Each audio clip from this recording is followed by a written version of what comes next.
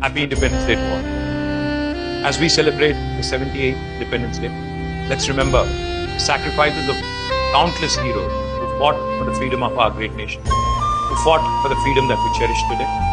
Our country's journey from colonial rule 78 years ago to a thriving world's largest democracy is a testament to our resilience, unity, and unwavering spirit. Being in public life for nearly two decades, I have witnessed the incredible progress our state and our nation have made. But remember, with progress comes responsibility. Let us commit ourselves to building a stronger, more inclusive, and prosperous India, where every citizen, regardless of their background, has the opportunity to thrive. As we hoist our tricolor high, let's pledge to contribute in our own ways to the continued growth and development of our beloved country. మరొక్కసారి మా తెలంగాణ ప్రజలందరికీ ప్రపంచంలో ఎక్కడ ఉన్నా అదేవిధంగా భారతదేశ పౌరులందరికీ స్వాతంత్ర దినోత్సవ శుభాకాంక్షలు. జై హింద్.